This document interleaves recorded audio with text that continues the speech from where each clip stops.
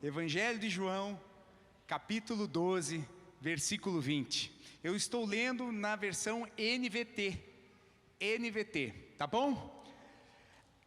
Alguns gregos desejavam ver Jesus. Está escrito no início desse início de verso. Versículo 20. Ora, entre os que subiram para adorar durante a festa, houve alguns gregos. Estes, pois, se dirigiram a Filipe, que era de Betsaida da Galiléia, e lhe rogaram: Senhor, queremos ver Jesus. Filipe foi dizê-lo a André, e André a Filipe o comunicaram a Jesus. Respondeu-lhes Jesus: é chegada a hora de ser glorificado o Filho do Homem.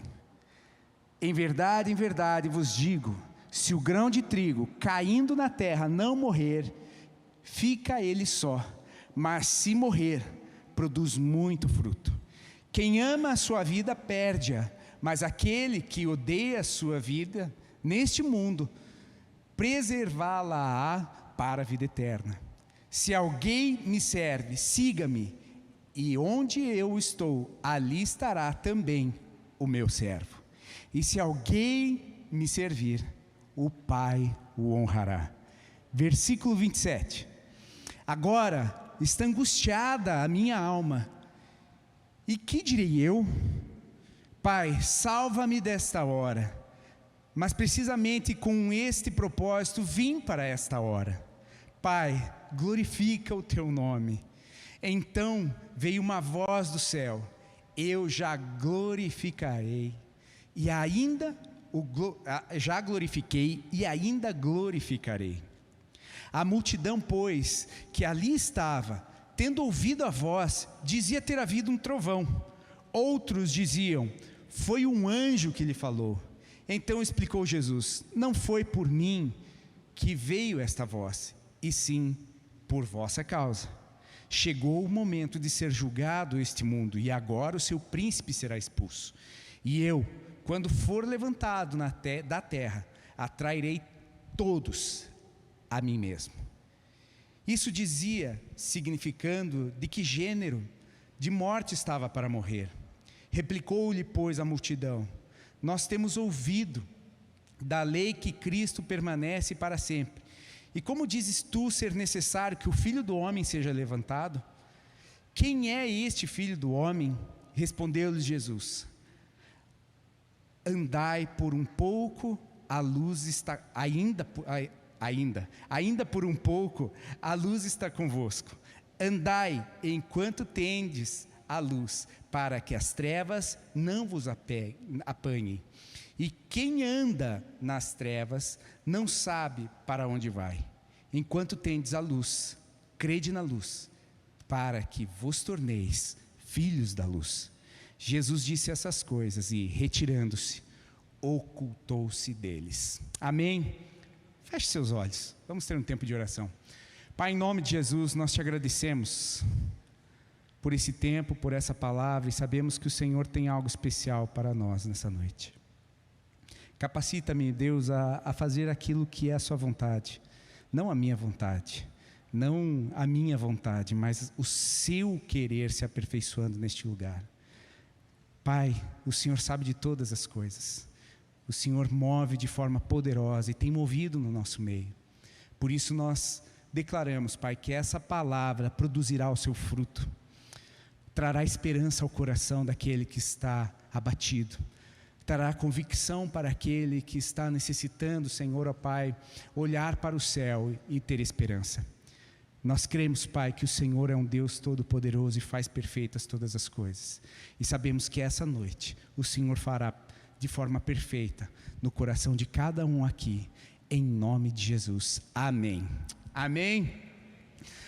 Essa porção da palavra, irmãos, é uma porção que nos faz realmente meditar a respeito do que Jesus viveu. Ele teve um momento em que ele enfrentou, ele enfrentou o seu medo, a sua angústia, a sua dificuldade que saberia que teria que passar, mas o texto ele fala claramente que ele sabia o propósito para o qual ele tinha vindo, e ele tinha que cumprir esse propósito. E nós, todos nós aqui, temos um propósito. Amém? Você tem um propósito? Você tem um propósito na sua vida? Se você não tem essa convicção ainda, eu gostaria de estimulá-lo a buscar em Deus, saber qual é o seu propósito. E talvez essa seja a busca de todos nós por toda a nossa vida, porque em todo tempo nós precisamos estar atentos àquilo que Deus quer fazer e àquilo que Deus quer realizar nas nossas vidas.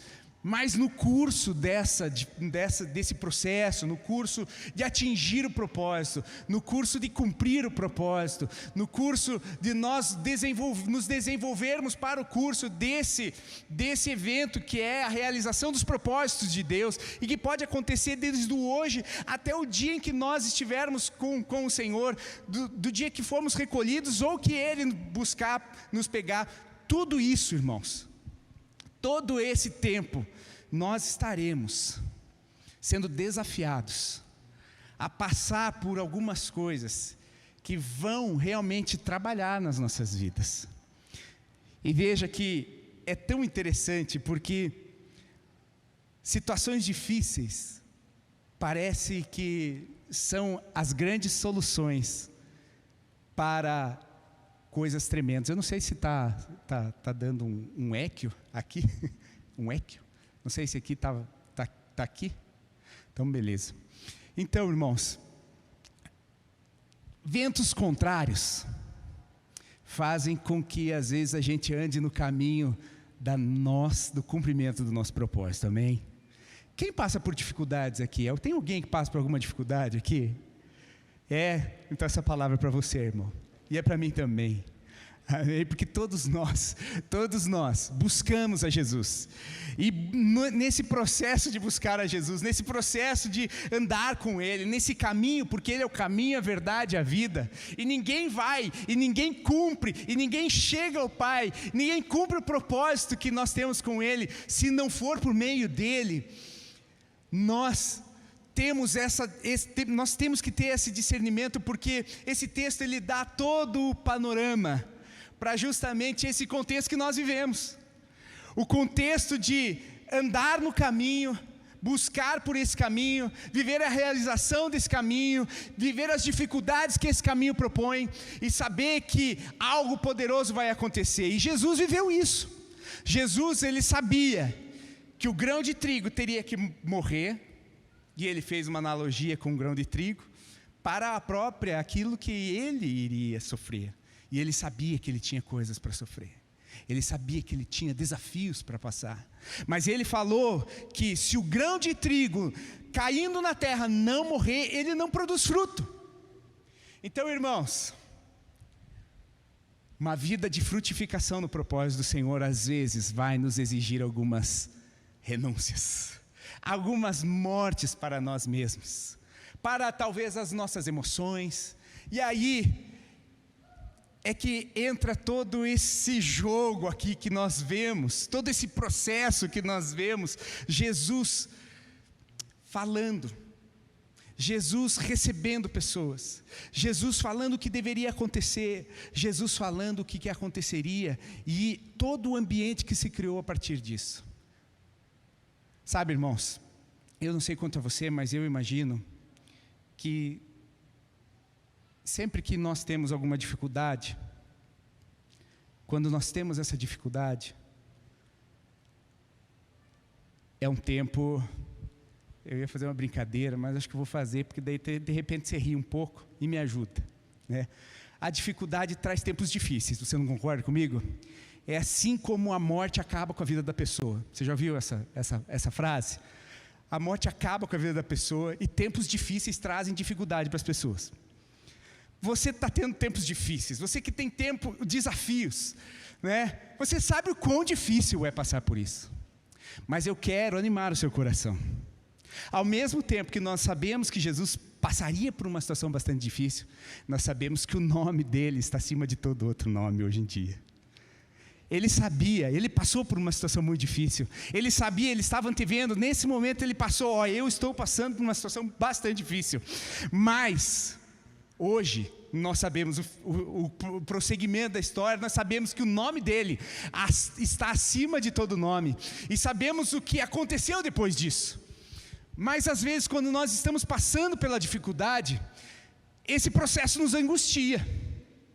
Mas eu quero dizer que esse processo está sendo trabalhado algo no seu coração. Está sendo trabalhado no seu coração força, fé, coragem, confiança. Porque era isso que Jesus estava sendo forjado naquele tempo. Jesus estava se preparando. E ele, como ele realmente foi um sacrifício integral e pleno e suficiente para nós, ele era homem 100%, assim como ele era Deus 100%, ele era homem 100%, e como homem 100%, ele também se sentiu angustiado, por ter que passar pelas circunstâncias que ele iria passar. Ele sabia que ele teria que enfrentar a morte cara a cara, mas ele teve um resultado com isso. Ele venceu a morte. Ele venceu a morte. E se você quer pegar essa para você, irmão, ele venceu a morte, e ao terceiro dia ele ressuscitou. Quando ele passou pela sua maior dificuldade, ele ao terceiro dia ele celebrou, porque ele estava vivo, e os céus celebraram. E você vai ter o tempo da celebração também, irmão. Depois da dificuldade tem um processo, mas ao terceiro dia ele ressuscitou. Pegue isso para você, se anime no coração, porque ele venceu. E esse quadro todo ele quer pintar para nós aqui. Ele quer mostrar, por quê? Porque justamente quando houve aquela voz, aquele trovão, o que estava acontecendo naquele lugar? As pessoas estavam sendo ministradas, porque o próprio Jesus falou: isso que vocês escutaram não foi por mim, mas sim para vocês. Isso que está sendo contado, essa palavra não é a respeito apenas de Jesus, mas é a respeito de mim e de você. E você consegue perceber isso porque quando nós olhamos Jesus, pegue-se esse texto já no versículo 20, você vê quando, ora, entre os que subiram para adorar durante a festa, havia alguns gregos. Estes, pois, se dirigiram para Filipe, que era de Betsaida, e lhes disseram: Senhor, queremos ver Jesus. Aqui já está o anúncio. Quem quer ver Jesus aqui? Então você faz parte desse texto e desse contexto. Nós queremos ver Jesus, nós queremos ver a sua glória, nós queremos ver aquilo que Deus vai fazer. Então, nesse momento, Jesus, logo na sequência ali no versículo 22, e no versículo 23, melhor dizendo, respondeu-lhe Jesus: é chegada a hora de ser glorificado o Filho do Homem. E aí ele começa a anunciar aquilo que aconteceria. Todos queriam ver Jesus. Todos nós aqui estamos querendo ver Jesus. E ele começou a anunciar que ter um momento, quando nós queremos viver a vida com Jesus, quando nós queremos ver os propósitos do Senhor, pode ser que nós tenhamos esse momento em que nós vamos ter que parar e olhar o trigo, e olhar para o trigo. Puxa, esse trigo aqui, ele vai dar mais fruto, e eu preciso que esse trigo produza fruto. Isso é tão poderoso, porque na sequência ele fala o porquê. Porque tem coisas que quando a gente quer ganhar, a gente perde, e quando a gente se dispõe a perder, a gente ganha. E talvez essa seja uma grande lição quando nós estamos passando pelos processos, quando nós estamos passando pelos movimentos. Jesus sabia o que fazer, e Ele está tentando nos ensinar, nos momentos da dificuldade, o que nós precisamos fazer. Ele quer que a gente perceba que algumas coisas precisam morrer em nós, para dar mais fruto. Algumas coisas precisam sair de nós, para que algumas coisas possam produzir mais. Talvez isso tenha uma conexão na sua vida com orgulho, talvez com alguma altivez que nós possamos carregar, e que se a gente não oferecer isso, a gente não vai conseguir viver o fruto daquilo que é o propósito de Deus, né? E por isso vem a prova. Muitas vezes nós estamos passando por dificuldades que é justamente para promover essa decisão, para promover o que é que a gente precisa decidir. Se eu quero guardar alguma coisa para mim ou se eu estou disposto a oferecer isso a Deus. Se eu estou disposto a abrir mão de alguma coisa, talvez desse orgulho, talvez... E aí você vai encontrando tudo aquilo que Deus pode estar ministrando ao seu coração. De repente, para mim é uma coisa, para você é outra coisa. E eu não quero ficar dando nem muito exemplo nesse momento, para que eu não interfira naquilo que o Espírito Santo está falando ao seu coração. Porque tem coisas dentro do processo que vão precisar ser jogadas, lançadas, para que produza fruto. Tem coisas que precisam ser abandonadas, para que as coisas possam acontecer. E na verdade isso gera... na sequência, Jesus ficou angustiado com isso. Ele mesmo falou, meu coração se angustia. Quem já passou por alguma angústia aqui? Por passar por problemas, por passar por situações difíceis. Jesus estava nos mostrando que Ele também passou. E por isso você pode saber que Ele se compadece de você. Ele se compadece da tua dor. E Ele está ensinando a gente a como fazer a coisa da forma certa. E Ele se angustiou. E daí o que Ele fala? O que farei? Né? O texto ele é bem claro no versículo 27 aqui, eu não sei se na tua Bíblia, mas a versão da NVT, ele coloca assim, no versículo 27, agora está angustiada a minha alma. O que direi eu? Pai, salva-me desta hora. Mas precisamente com este propósito, vim para esta hora. Olha, gente, às vezes a gente quer fugir das circunstâncias, né? Às vezes a gente quer, eu vou fugir. Né? E às vezes umas férias é bom para a gente fugir, né? Mas depois que a gente volta das férias, não resolveu nada. A gente só tirou férias. Descansou, talvez ficou um pouquinho mais descansado, né, para poder enfrentar a situação talvez um pouco melhor. Mas na verdade, a situação é realmente ser enfrentada. Mas o que Jesus fez? Veja só o que Ele fez. O que farei eu? O que farei eu? E a primeira coisa que Ele fez foi procurar o Pai. Eu não sei se nesse processo que você está passando, nessa dificuldade que você está passando, se você tem observado esse detalhe que Jesus tomou, e essa postura que Jesus tomou. Você tem procurado Ele na tua angústia? É Ele quem você tem procurado na tua angústia? É Ele que você tem buscado na tua angústia? Ou são outros recursos? Porque às vezes a gente procura outros recursos e a gente não procura Ele.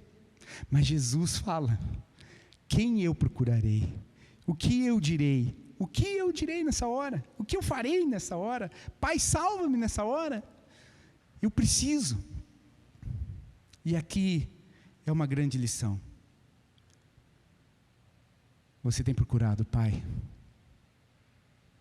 Você tem procurado o Pai na tua dificuldade, na tua aflição? Porque olha o resultado de procurar o Pai. Se você continuar na leitura do versículo 28, ele continua falando, Pai, glorifica o teu filho, o teu nome. Então veio uma voz do céu. Eu já glorifiquei e ainda o glorificarei. Sabe, irmãos, às vezes a gente fica procurando recursos, procurando em várias sabedorias humanas, algumas coisas que a gente encontra rapidinho com Jesus.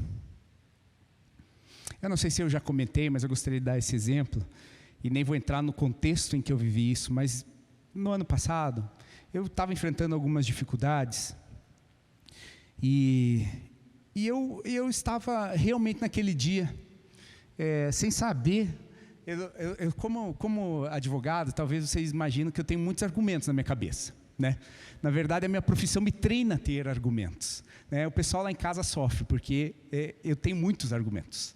Sou muito argumentativo. O pastor Ney também sofre, porque eu também coloco muitos argumentos, faço muitos questionamentos. Por quê? Porque a minha profissão acaba me treinando isso. Mas eu creio que tem algo de bom nisso, né? Há uma necessidade disso, né? A gente cresce assim, porque fazendo perguntas você aprende, né? Fazendo questionamentos você aprende, você avança.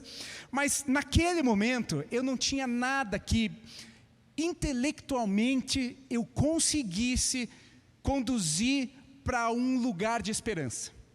Porque é assim, né? Quando acontece alguma coisa, você tem, não, Deus está aí no controle, né? E daí pode acontecer isso, pode acontecer isso.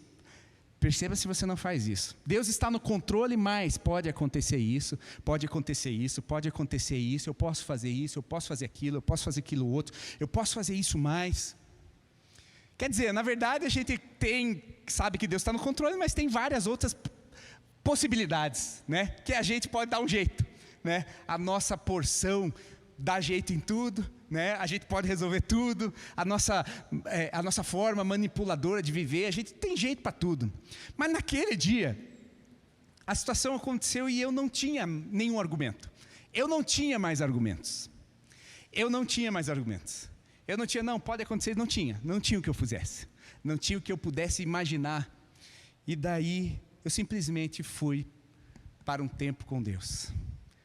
E a madrugada foi pequena, para o tempo que eu me deleitei na presença do Senhor. E eu queria falar essa palavra, me deleitei. Porque na verdade a profetisa Dmitria, ela falou muito sobre essa palavra, se deleitar. E às vezes, na nossa angústia, a única coisa que vai resolver o nosso problema é nos deleitar na presença dEle. E talvez a gente esteja passando por tudo isso, porque ainda a gente não se deleitou na presença dEle. Talvez a gente ainda está com a mão nas coisas. Talvez a gente ainda está mexendo com o nosso jeito. Talvez a gente ainda está manipulando a situação. Talvez no discurso a gente fala, Deus está no controle, mas você talvez ainda, como eu em vários momentos, mas parece que Deus teve que permitir essa circunstância, que eu não tinha mais nenhum argumento. E aí eu busquei a presença dEle, porque eu sabia que Ele era o único que poderia contornar aquilo no meu coração, porque eu não tinha mais sentimento para ter esperança. E foi poderoso, porque naquele dia, Deus tocou o meu coração.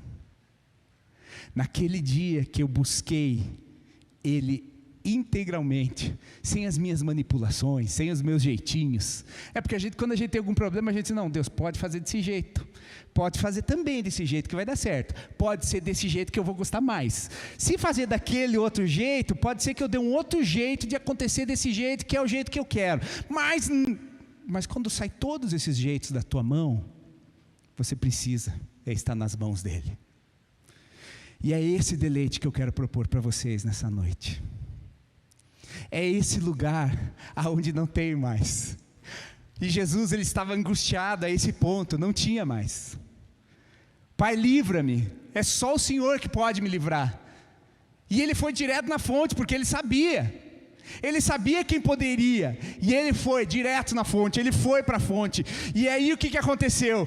Imediatamente Deus respondeu, tocou o coração dele, falou, deu um trovão, falou, tu és o meu filho amado, eu te glorifiquei, já te glorifiquei e te glorificarei ainda mais. Você acha que o teu problema, irmão, é algo para te destruir? Não, é algo para te promover, é algo para te impulsionar, é algo para te levar para frente. Só que naquele momento, daquele jeito, sem aquele problema, você não teria tomado aquela postura.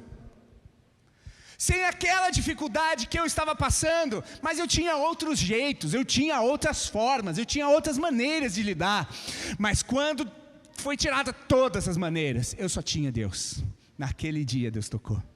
Naquele dia eu estava vulnerável, naquele dia eu estava receptivo, naquele dia eu não estava com as minhas informações pré-concebidas. E aí é que eu falo, irmãos, Muitas vezes as nossas informações pré-concebidas, os nossos jeitos pré-concebidos, eles precisam cair para que haja fruto, para que haja frutificação, para que haja realmente o mover e o agir de Deus naquilo. Porque morrendo o grão de trigo, ele deu fruto.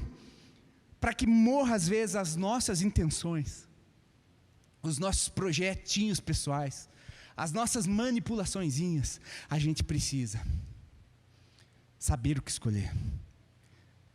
Por isso que ele fala: quem perder a sua vida, achará. Às vezes a gente, perdi todos os meus argumentos. Foi o dia que eu achei. Foi o dia que eu encontrei. Foi o dia que eu tive uma experiência praticamente física com Deus. Física, eu senti um toque, eu senti uma eletricidade. O que o irmão Samuel falou da eletricidade que estava sentindo nesses dias. É isso, irmão. Sabe? O poder de Deus, que a gente não sabe nem explicar. É uma eletricidade que pega você, que toma você e parece que você não sabe o que vai resolver. Uma eletricidade no teu peito, no teu coração. O que vai resolver? Vai resolver alguma coisa? Na nossa humanidade, não. Mas se você crê, você sabe que Deus está agindo e está transformando o teu coração. Está mudando a tua forma de pensar. Está mudando a tua forma de agir. Está mudando a tua forma de amar. E é isso que nós precisamos fazer. Mudar a nossa forma de amar. Porque Jesus amou a gente incondicionalmente. Fala a verdade. A gente não coloca um monte de condição para amar. Ah, mas aquele irmão fez isso comigo e agora... O que não? Enquanto ele não fizer o outro jeito, eu não vou perdoar. Pois é. Enquanto você estiver com isso na mão, você não jogou o trigo para morrer. Então a gente precisa entender. Ou a gente perdoa, ou a gente morre com o nosso argumento, ou a gente vai ficar com aquilo. A gente vai ficar com aquilo. A gente vai ficar com aquilo no nosso coração. E ele não vai morrer. E aí a gente vai perder a nossa vida sem perdoar, porque ficou querendo ter razão. Quantas vezes a gente já fez isso? Quantas vezes a gente deixou de perdoar, porque fez expectativas irreais a respeito das pessoas? Mas eu já estou entrando num outro tema lá da frente da ministração, mas quem sabe Deus queira que eu encurte a ministração, né? Eu acho que a Tati falou profeticamente assim, né? Amém. Então tá, eu entendi. É verdade, porque eu acho que eu vou ter que adiantar mesmo essa ministração. Não vou poder entrar em tudo aquilo que eu tinha colocado, intuído aqui para falar. Mas sabe, irmãos, agora até, então deixa eu me reposicionar aqui, porque eu já fui para lá, voltei, agora preciso voltar. Nós precisamos entender que lugares que precisam ser acessados em Deus são lugares onde a gente vai ter que talvez abrir mão de algumas concepções nossas. E aí você tem que estar disposto a perder para ganhar paz. Sabe que tem uma frase que o pastor Ney diz sempre, né? Você quer ter a razão ou você quer ter paz? Vamos falar a verdade, que isso aí é uma sabedoria tremenda, porque às vezes a gente quer ter a razão. E vamos falar que para uma pessoa que é treinada para ter argumentos, ter a razão, é muito mais difícil abandonar e morrer com esses argumentos. Você concorda comigo? Eu não sei se você também é treinado para isso, irmão. Ter muitos argumentos, tem muitos argumentos. Mas a gente precisa perceber que às vezes a gente vai ter que escolher algumas coisas para avançar. Para avançar. Para avançar, porque senão a gente vai ficar ali. A gente vai ficar naquele lugar. E olha só que interessante quando Deus fala: eu já o glorifiquei e ainda o glorificarei. Sabe, irmãos, isso dá uma compreensão de tempo. Você está passando por uma coisa, e ele estava passando por uma dificuldade. Jesus, ele estava falando: olha, eu vou passar por uma situação muito difícil. Se for possível, afasta de mim isso. Mas ele ainda ia passar. Mas mesmo assim, Deus falou: eu já glorifiquei e ainda glorificarei. Isso quer dizer que existe um cuidado com o tempo. E Deus estava cuidando porque Ele já tinha glorificado Jesus. Pensa, poxa, mas eu estou passando uma dificuldade, e Jesus estava com uma dificuldade ali, e Ele já tinha glorificado. A tua dificuldade é o lugar aonde Deus vai ser glorificado. A tua dificuldade, aquilo que você está vendo que está sendo tão difícil, vai ser o lugar onde o Senhor vai ser glorificado na sua vida. Porque esse é o propósito. Não é a minha glória e a glória do meu interesse, é a glória de Deus que precisa aperfeiçoar. Mas Ele já sabe, Ele já sabia, a coisa não tinha acontecido ainda, mas Ele falou: já glorifiquei. Será que Deus não sabe trabalhar bem com futuro, presente e passado? Você acha que Deus tem alguma dificuldade com isso? Nós temos, mas Ele não tem, porque Ele é eterno. Uma das características que Ele não comunica conosco é a eternidade. Ele sabe porque Ele era o que é, o que era, o que é e o que há de vir. Ele não tem dificuldade com o tempo, mas mesmo assim, Ele já tinha glorificado Jesus naquele lugar. Sabe, irmãos, você está passando pela dificuldade, eu estou passando pela dificuldade, mas Deus já tem uma provisão para você, pronta. Ele já tem uma resposta redentiva para a sua vida neste lugar. Ele já tem um lugar aonde você vai ser provido. Ele já tem um lugar aonde você vai ouvir a voz dele. Ele já tem o lugar, ele já tem toda a estrutura. Mas eu acho que Deus, assim, será que os copistas não fizeram ali no tempo errado? Estava com pressa de ir no banheiro e já estava pensando até que já tinha ido no banheiro, né? A gente não sonha assim que a gente faz. Tipo, tá indo no banheiro, tá dormindo ainda, então eu preciso ir no banheiro. Quem sonha que tá fazendo xixi nas calças, assim, né? Ninguém sonha. Eu sonho com isso, gente, porque eu tô com vontade de ir no banheiro, acordo, não fui, preciso ir, antes que eu cometa um problema aqui, né? Assim, por quê? A gente precisa resolver isso. Mas Deus, gente, olha, Deus Ele é poderoso. Ele já sabe do que aconteceu, Ele sabe do que vai acontecer, e Ele sabe que o nome dEle vai ser glorificado. Ele sabe, mas a gente não sabe. A gente precisa entender o tempo verbal. Sabe por que a gente precisa aprender? Porque a gente precisa, Deus quer desenvolver uma coisa: confiança.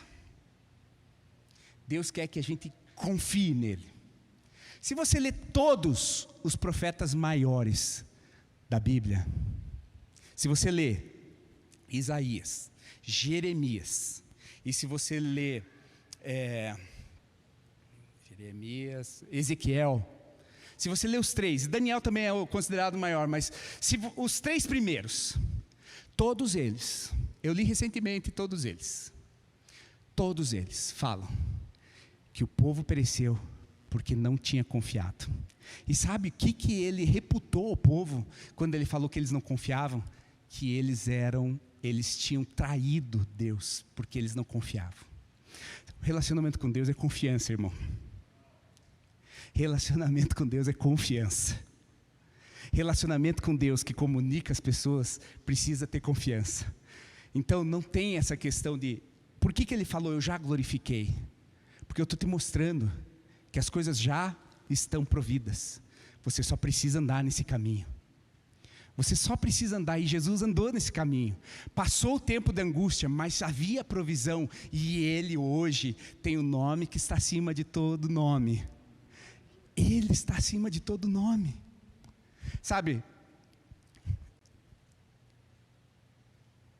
eu gosto muito do exemplo de Abraão. Abraão, ele tinha uma promessa. E através do nome dele, todas as famílias da terra seriam abençoadas. Todas. Só que ele precisava abrir mão de algo. Aí Deus fala assim: sai da tua terra aí, da tua casa. Não é da tua parentela, calma. Sai da tua terra e vai até o Monte Moriá e entrega o teu filho. Vai lá. Pensa só, irmão. Que dificuldade. Eu não sei o que passava na cabeça de Abraão, mas eu sei o que Deus estava tentando ensinar para ele. A confiar nele. Por quê? Porque ele foi lá, vai lá para o Monte Moriá. Vai lá, entrega o seu filho. E ele foi, e ele obedeceu. Mas Deus já tinha a provisão dele.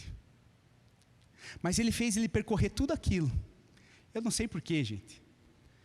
Há muitos mistérios nisso para mim, que eu sei que um dia Deus vai revelar. Mas ele mandou Abraão ir até lá. E como se ele tivesse aberto mão da vida do filho, que era a representação de toda a sua, de todos os seus sonhos. Agora abra a mão dele e mate-o.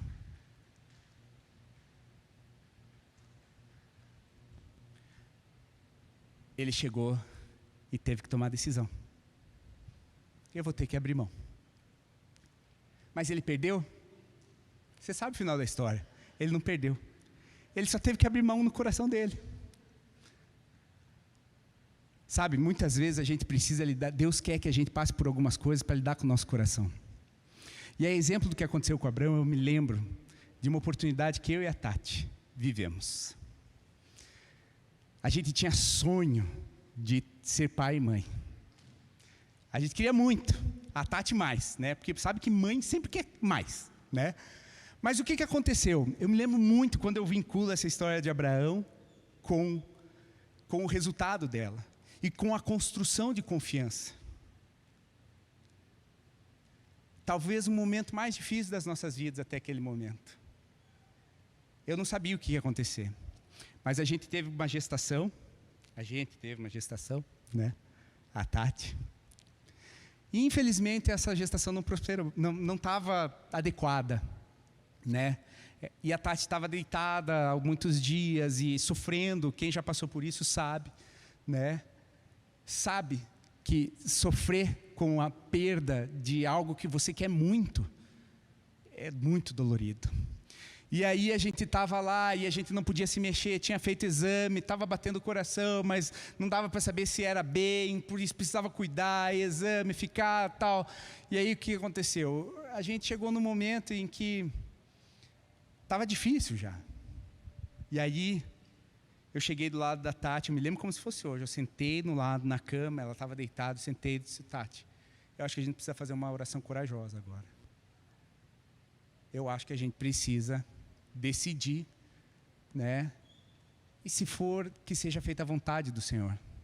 Porque a nossa vontade nós sabemos qual é. Mas qual é a vontade do Senhor? E ali, um pouco a contragosto da Tati, ela está aí para não mentir, né? Para eu não mentir. Ela falou, eu não sei se eu quero fazer essa oração. Eu disse, não, mas a gente vai fazer. Aí a gente fez uma oração. Pai, se o Senhor não quiser que nós tenhamos filhos, nós confiamos que esse é o melhor para nós. E nós glorificamos ao Senhor nisso.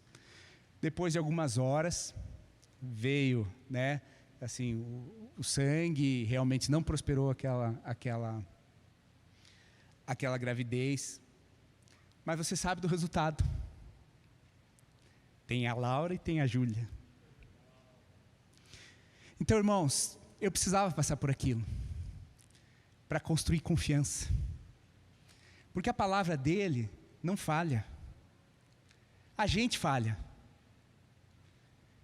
A gente falha. Ele não falha.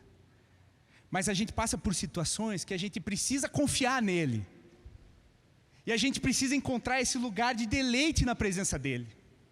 Ele não falha. Ele não falha. Nós falhamos. E é aí que a gente precisa começar a entender confiança. E esses dias eu estava falando com um irmão sobre isso. Confiança. Tá, mas confiança, tem que confiar desconfiando. Olha, eu acho até interessante essa afirmação, mas eu não acho verdadeira. Sabe o que eu acho que é melhor? É você confiar com expectativas reais. Porque ninguém é fiel como Deus é fiel. Só Ele é fiel. E o que nós precisamos viver é num lugar onde a gente gere um ambiente de fidelidade, confiando nas pessoas, sem ter a expectativa de que nunca ninguém vai falhar, porque o único que não falha é Deus. E o que eu quero te dizer com isso? Por que eu quero dizer com isso? Porque eu tive que suprimir a ministração toda, mas eu ia chegar nisso. Porque o relacionamento com Deus faz com que nós precisamos confiar da forma certa nele, e projetando situações reais, que são a vontade dele. Porque muitas vezes a gente enfeita o pavão, é ou não é verdade? Vamos falar a verdade, a gente enfeita o pavão. A gente quer que Deus faça assim, assim, assado, e que faça desse jeito, desse jeito, desse jeito. Mas o que Deus quer trabalhar na gente, nesses processos de angústia e de dificuldade, não vai acontecer exatamente do jeito que você quer, mas vai acontecer do jeito melhor. Porque nem olhos viram, nem ouvidos ouviram, e nem penetrou no coração do homem aquilo que Deus tem preparado para aqueles que o amam. Mas às vezes a gente continua na dificuldade porque a gente quer ver do jeito que a gente quer. E aí a gente não libera perdão, a gente não confia nas pessoas, a gente não apresenta para as pessoas o nosso coração, não vive tudo aquilo que precisa viver. Por quê? Porque a gente não está confiando. Mas Jesus confiou, porque Ele sabia quem estava no negócio, Ele sabia que era o Pai dele que estava cuidando dele, Ele sabia que era o Pai dele que tinha a solução. Este é o meu filho amado, esse é o meu filho amado. E se você pode escutar isso hoje, você é um filho amado. E se você está passando por alguma dificuldade, Ele está produzindo só um meio de você confiar mais nele, de você talvez entregar o seu coração e compreender que Ele está no controle. O dia que você largar as suas convicções, o dia que você deixar de lado os seus jeitinhos, o dia que você deixar de lado a tua manipulação com Deus, talvez você veja o agir de Deus de uma forma que realmente vai te impactar, porque nem olhos viram, nem ouvidos ouviram, nem penetrou no coração do homem aquilo que Deus tem preparado para aqueles que o amam. Amém. Aleluia.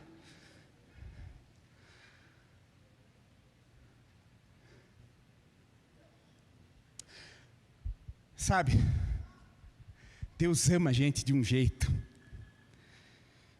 que Ele faz a gente passar por esses lugares áridos da dificuldade, do deserto, para a gente poder chegar perto dEle.